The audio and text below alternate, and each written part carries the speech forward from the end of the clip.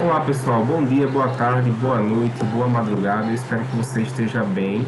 Eu me chamo Paulo Ricardo, sou professor de Geografia. Estamos aqui, né pessoal, para trazer um diálogo introdutório sobre esses conceitos tão complexos, né, tão importantes aí para a geografia, que são os seguintes: Estado, nação, território e poder.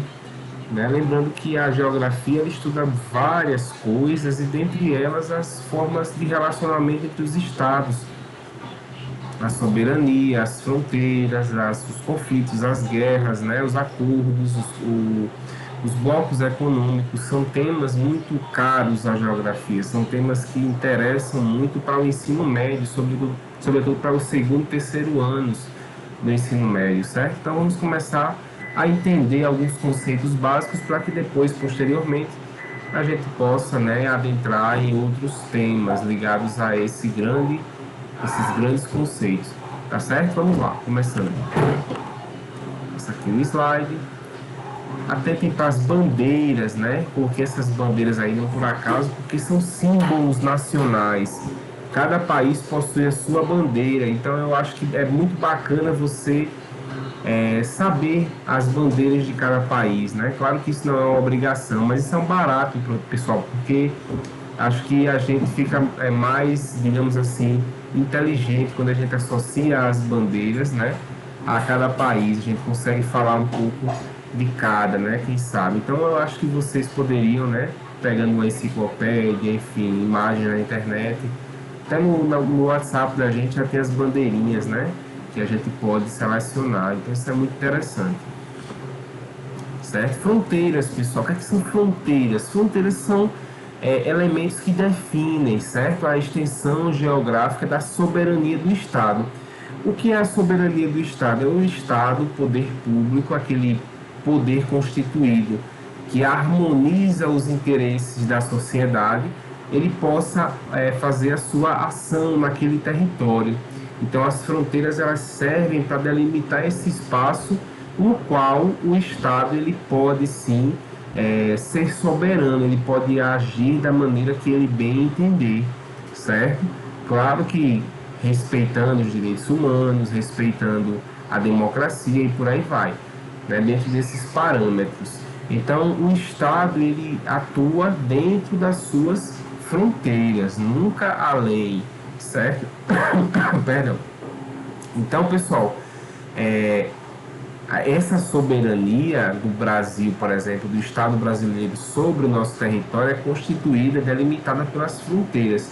Então vejam que o Brasil na América do Sul ele faz fronteira com quase todos os países, né? Desde a Guiana Francesa, passando pela Venezuela, pela Colômbia, pela Bolívia, pelo Paraguai até o Uruguai, né?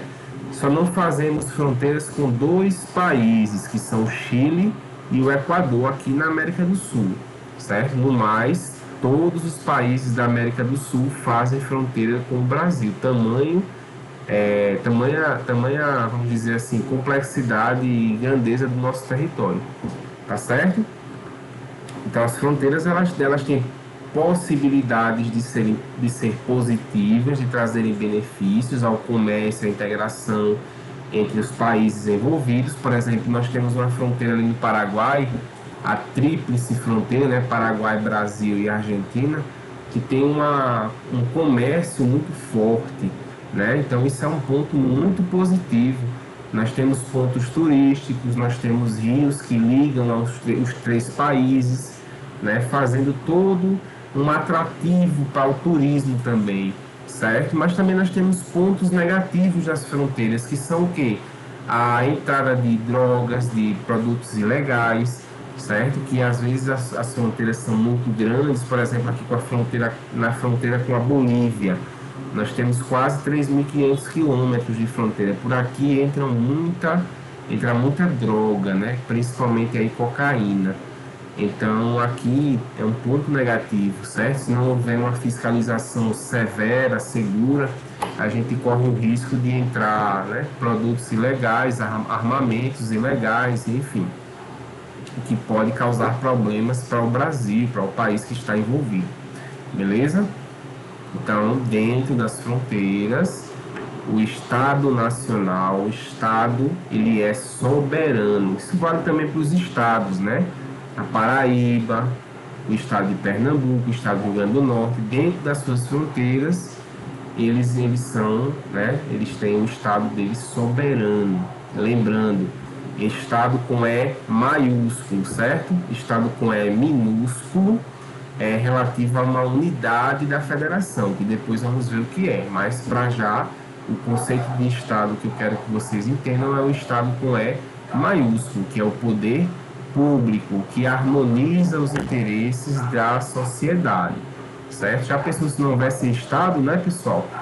Ficaríamos à mercê da lei do mais forte, né? Não teríamos direito a nada, né? Se não tivéssemos, provavelmente, né? Se não tivéssemos recurso, dinheiro para ter o acesso a isso, certo? Então, o Estado ele funciona como um harmonizador, como uma entidade que equilibra a sociedade, beleza? Vamos para frente.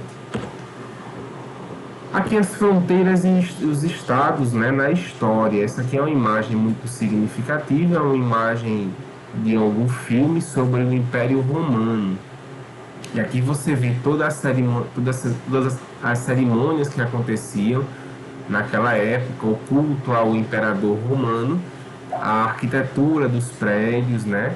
E também a pompa, os trajes que cada autoridade vestia, certo? Isso é muito simbólico para entendermos os processos de, digamos assim, de culto à personalidade política, que era aí o imperador romano, certo? Então vamos lá.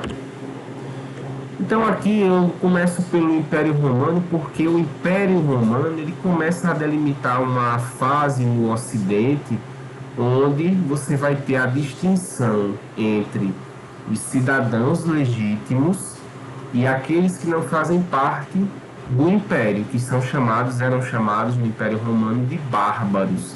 Então quem não estivesse dentro dessas fronteiras aqui, ó, do Império Romano, quem estivesse lá para o norte, para o rumo lá da Alemanha mais ao norte, para o rumo da Holanda, para o rumo da Inglaterra, no caso aqui para a África subsaariana, né?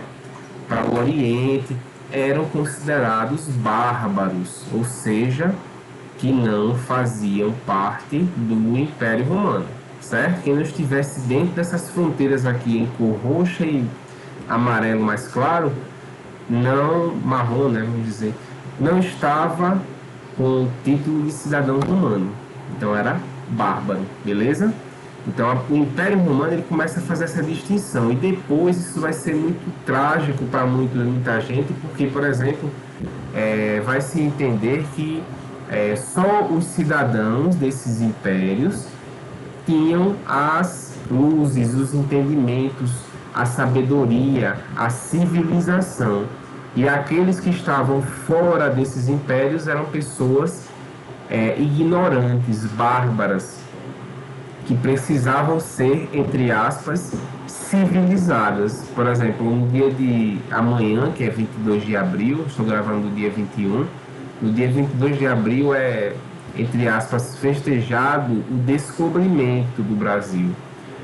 Vejam que esse termo é errado, porque o descobrimento ele é um termo que não reconhece o indígena como parte principal do território brasileiro antes da chegada dos portugueses, né? Então nós temos essa grande problemática, né? É um descobrimento na concepção do europeu, certo? Então a nossa história ela é contada por quem venceu, entre aspas, pelo europeu, ou seja, ele descobriu aqui, mas a gente não tem que partir dessa premissa, a gente tem que considerar que nós tínhamos populações nativas que tinham sua cultura, seu modo de vida, sua economia, antes mesmo da chegada dos europeus, certo? Que não necessariamente eram o centro da atenção, da razão e da virtude, muito pelo contrário, né? Fizeram coisas horríveis com os nossos indígenas aqui, como todos nós sabemos, certo? Inclusive no dia de antes de ontem, né?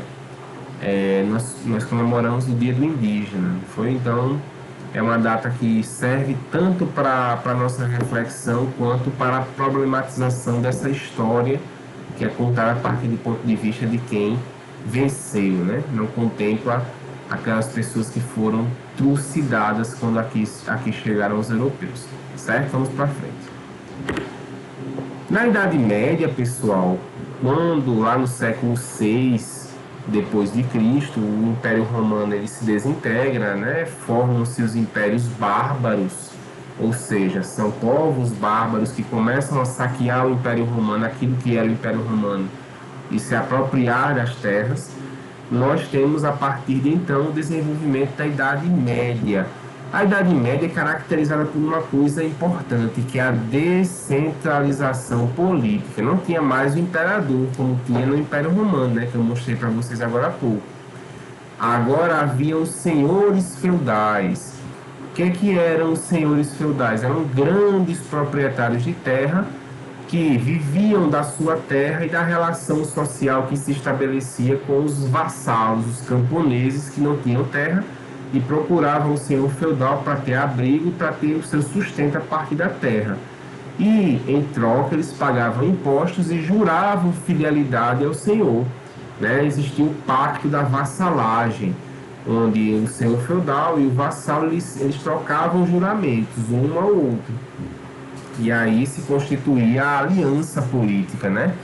E aí a fragmentação política foi muito grande, porque não existia mais um só imperador, como existia no Império Romano. Agora, todos deviam fidelidade, mas ao seu senhor feudal, certo? Então, essa relação se instituiu por meio da terra, certo? Depois da desintegração aí do Império Romano. Vamos para frente. A gente dá um pouquinho em história porque é necessário, né? A gente não entende esses conceitos se não for para a história. Vamos para frente. Então tá aqui, ó, essa imagem que eu acho muito interessante para ilustrar isso, né? Os castelos feudais. Para que existiam os castelos, pessoal? Eram modos de proteger, né? Eram instrumentos de proteção a quem morava naquelas propriedades, certo? Para delimitar aquelas terras e para proteger de invasões, de assaltos, de saques, enfim, de pessoas que eventualmente quisessem tomar aquelas terras. Então aqui nós temos o sistema de terras, onde as pessoas plantavam determinadas culturas ao longo de cada época do ano, e depois rotacionava, né? Você tinha, por exemplo, o sol ele recebia trigo, depois ele recebia beterraba, depois ele ficava em descanso, em pousio, como se dizia, né? Para que houvesse uma cultura, uma agricultura extensiva, que use a terra de forma mais equilibrada, mais racional, não de uma forma que nós conhecemos hoje, né? Com agrotóxicos, com fertilizantes, adubos, que naquela época também não tinha, né? O manejo com a terra era feito com, vocês veem aqui, animais de carga, né? O arado, certo? Para facilitar a questão das sementes, do plantio, da colheita, beleza? Então essa descentralização política caracteriza a Idade Média. Lembre-se, não temos mais o imperador X, agora são senhores feudais, ou seja, aquilo que era o centro, que era o imperador, não mais existe. Agora são vários centros, ó, descentralizou, né? Certo? Façam essa analogia. E aí, pessoal, o renascimento e o surgimento do Estado territorial. Isso aqui não é nenhuma capa de Playboy, né? Não é nenhuma imagem obscena, né? Representa uma pintura do Renascimento, que mostra, em primeiro plano, a humanidade, certo? A humanidade representada pela deusa Vênus, que exibe, aí vocês veem os traços dela, a anatomia, né? Muito mais próxima à arte grega, greco-romana, do que a arte medieval. Então, isso foi o Renascimento. Por quê? O que é renascer? Você voltar de uma outra forma para a sua realidade a partir do passado. O passado, no caso, eram as civilizações clássicas, Grécia e Roma, certo? Então, a partir do Renascimento, a mentalidade daqueles homens, daquelas mulheres, daquela sociedade medieval começa a se abrir para o mundo, a se modificar, a ver que agora não é Deus mais que está no centro, mas o homem, a partir de agora, toma protagonismo. O que eu falo é homem e mulher, certo? É o ser humano. Então, o humanismo ele passa a figurar mais na sociedade, na mentalidade das pessoas, dos artistas, dos políticos, de alguns religiosos, em detrimento do teocentrismo. O teocentrismo ele é deixado de lado. Antigamente, na Idade Média, tudo que acontecia era porque Deus queria, né? Então, se isso aqui, ó, caísse da minha mão, é porque Deus queria, porque Deus quis. E não porque existia a gravidade, porque a gravidade puxa tudo para baixo, né? Que é uma coisa que hoje nós sabemos devido ao avanço da ciência, mas naquela época a ciência toda tinha que passar pelo crivo da igreja.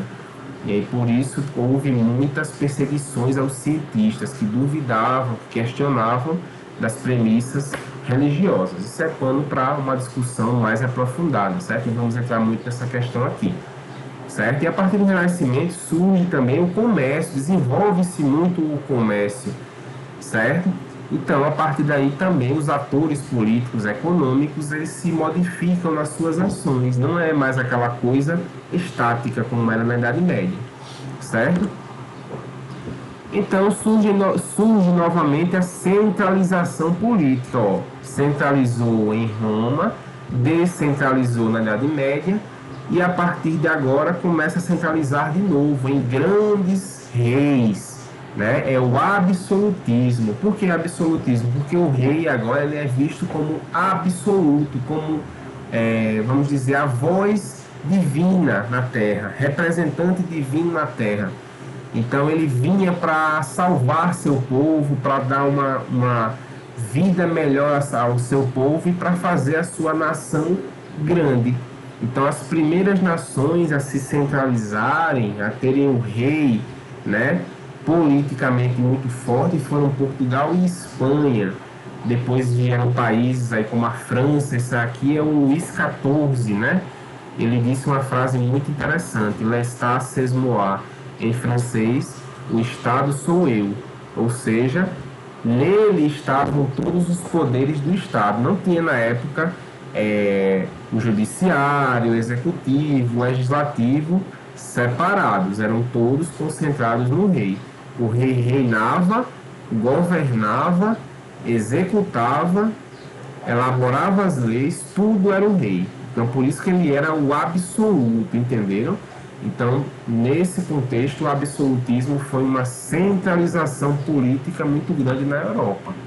E por que eu falo tanto de Europa, né, pessoal? Porque a partir da Europa, os modelos políticos foram sendo adotados em grande parte do mundo, sobretudo no Ocidente, sobretudo na nossa realidade política, que inclusive é institucionalmente derivada da Europa. Vamos ver depois isso, certo? E aí, em 1789, acontece uma revolução na França, que marca a época, que marca a transição da idade moderna para a idade contemporânea, que é a que nós estamos atualmente, na linha do tempo histórica, e que dá uma reviravolta total na política daqueles estados que estavam na Europa, que estão na Europa até hoje, né? Ou seja, aquilo que era o rei, que era absoluto, que era dominador, passa a não existir mais. Surge então o conceito de república. República não tem rei, certo? O que aconteceu, pessoal? As pessoas viram que o absolutismo ele não matava a fome da população, né? Muita gente passava fome devido às desigualdades que existiam naquela sociedade, devido ao aumento de impostos para as pessoas mais pobres, devido ao luxo das camadas mais ricas das cortes europeias, certo? E o rei pouco fazia para matar a fome, foi uma fome severa das pessoas, que era ocasionada pelas crises climáticas, pela seca, pela escassez de uma boa safra. mas também era agravada pela má gestão tributária, né? Porque se cobrava muito das pessoas que tinham pouco, se cobrava quase nada ou nada de quem tinha muito. Essa desigualdade provocou a Revolução. E a Revolução Francesa, o que é que ela fez? Ela decapitou, ó, cortou a cabeça do rei num negócio chamado guilhotina, que é uma lâmina que vinha lá de cima e descia direto na cabeça do rei, né? As pessoas revoltadas, iradas, tomaram a Bastilha, que era a prisão política de quem contestava aqueles governos, e com o tempo se constituiu uma República Francesa, onde todos os cidadãos eram iguais perante a lei. Não tinha mais aquela questão de o rei ser o absoluto e as pessoas serem inferiores. Não, todos agora eram iguais perante a lei. E aí você vai na Constituição Brasileira de 88 e você vai ver que nos primeiros parágrafos tem lá: todos os brasileiros são iguais perante a lei. Isso é um princípio herdado da Revolução Francesa, né? Que está presente em vários países do Ocidente. A liberdade, a igualdade e a fraternidade são os três princípios da Revolução Francesa. E a partir daí surge a República, que é uma forma de governo que não tem rei, né? Que todos agora são iguais, tudo é para o povo e pelo povo. É assim que se define uma república, certo? E para encerrar por hoje, nós temos o Estado Nacional Contemporâneo. Coloquei aqui essa imagem desse homem de perfil. Ele se chama Montesquieu. É um francês que viveu na época da Revolução Francesa e que contextualizou como deveria ser o Estado daqui para frente, no caso da Revolução Francesa para frente. Ele dizia que deveria ter três poderes, né? O poder executivo, que executa as leis, o judiciário, que julga, certo? E o legislativo, que elabora as leis.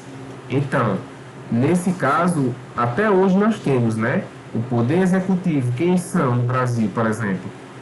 Os governadores, os prefeitos e o presidente da República. O Poder Judiciário, os juízes, o Ministério Público, os tribunais, o Supremo Tribunal Federal e por aí vai. Eles julgam de acordo com as leis. E quem é que elabora e aprova as leis?